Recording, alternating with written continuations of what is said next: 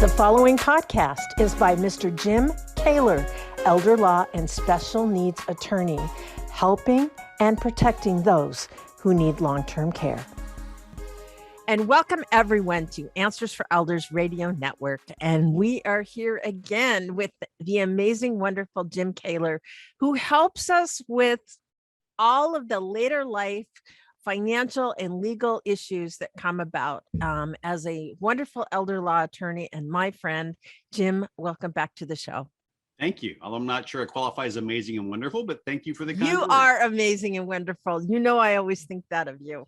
And I'm so thrilled that you're on the program today because right now it's an interesting time. People are a lot of spring cleanings happening, a lot of thoughts for downsizing, and a lot of things where people have been together during the holidays and they're trying to figure out what next steps are. And, you know, a lot of these moves and these major things happen during this, you know, the summer season.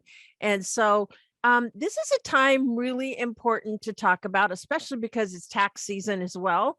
But people are looking at, obviously, if there's a health issue or all of a sudden I need, you know, I'm concerned about long-term care. How am I going to pay for it? And it is a very daunting scenario to try to figure out how to do this. And so we're here today talking about this topic to our listeners. And Jim, tell us a little bit about what families deal with when they're approaching this time. Okay.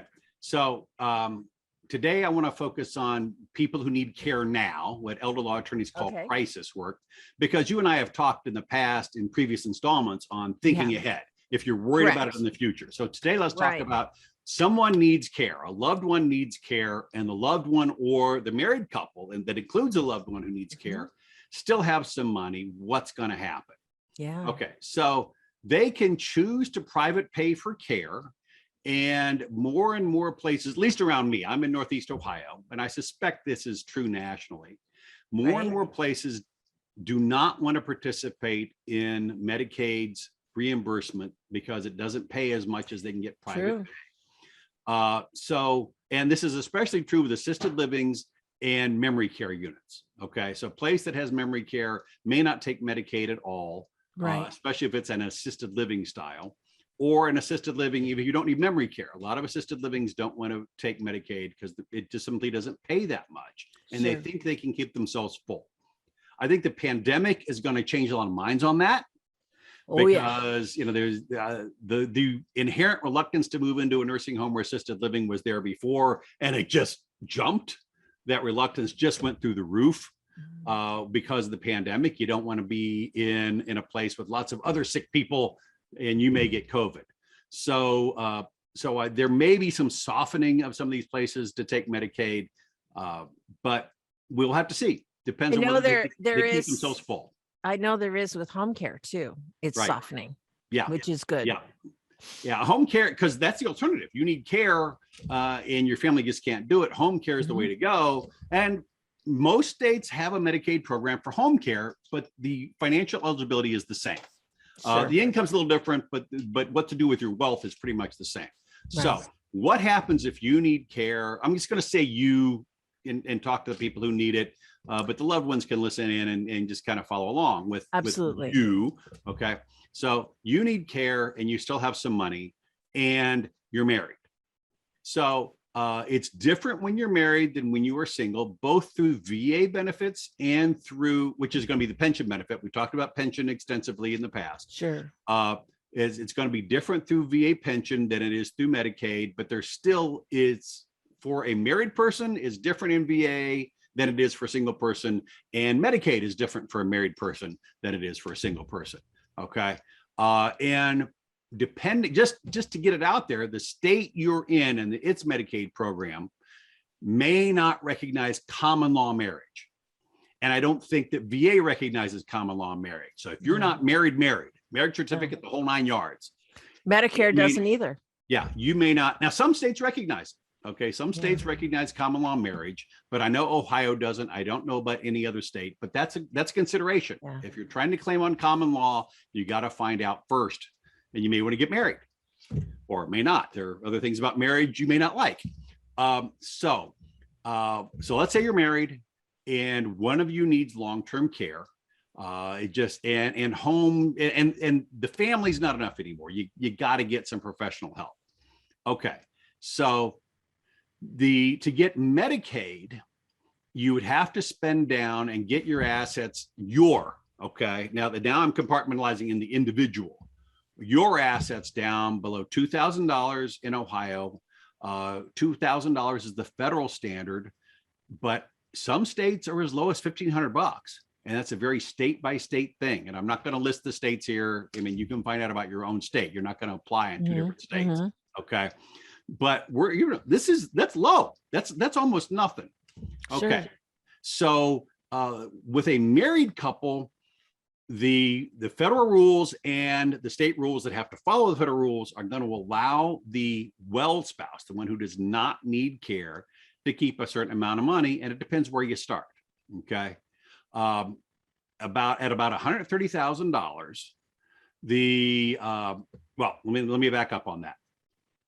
If the family has a bunch of money, the couple has more than $260,000, the spouse who is well is going to be able to keep about 130 of that. If they've got more than 260, the spouse who is well, it's still going to be capped out at about 130. Okay. It's a multiple of federal poverty level. And it's not a round number anymore, but 130 is a good rule of thumb. Okay. So if there's $500,000, the spouse who's well still only gets to keep about 130. Okay. And then the rest of it is, without changing names on anything at the beginning, is attributed to the one who needs care, and that has to be spent down to $2,000 or $1,500 or $1,600, whatever your state requires. Excuse me.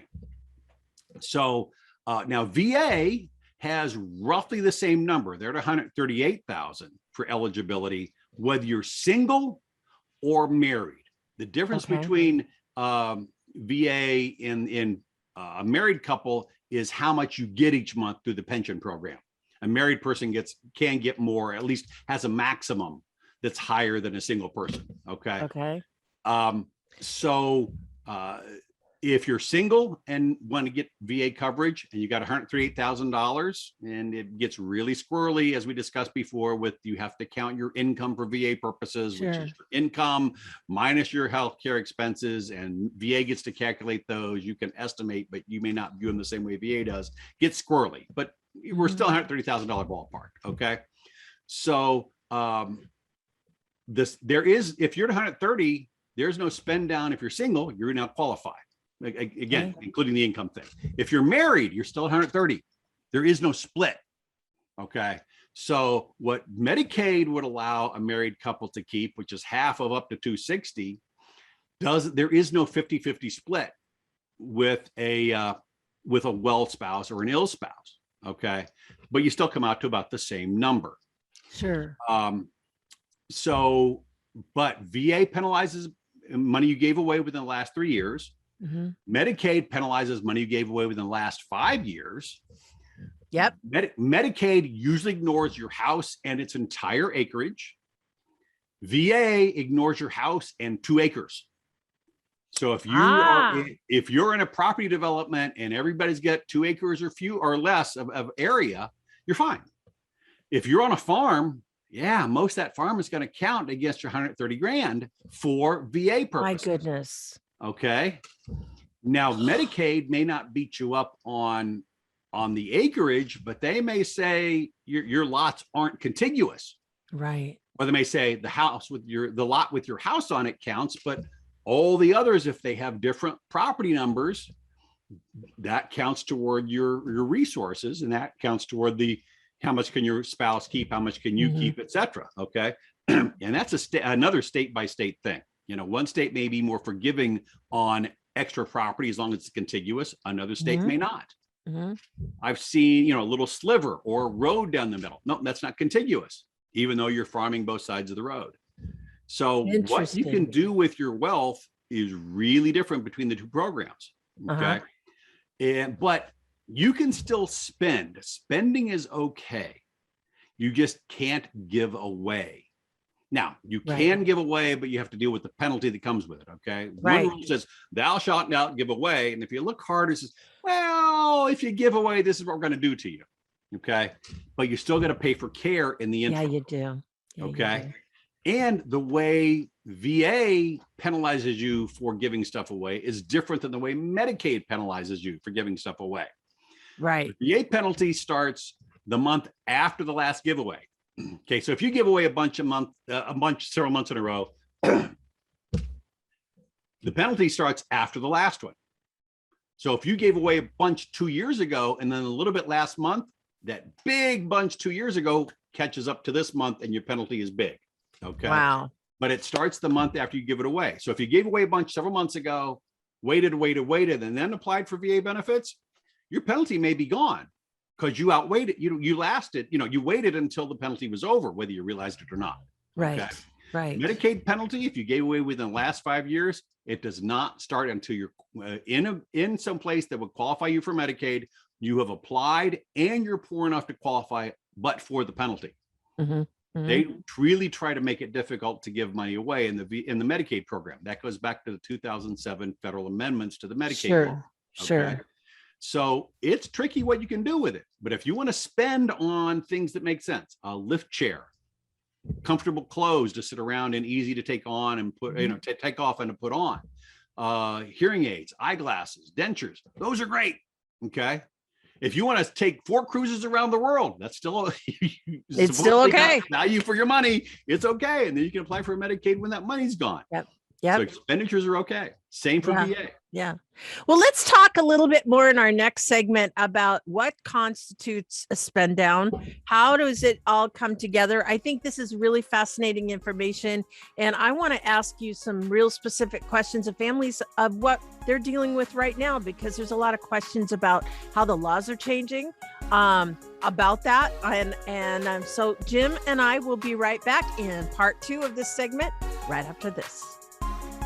State of Ohio residents, you have a friend to help you navigate long-term care while protecting your assets.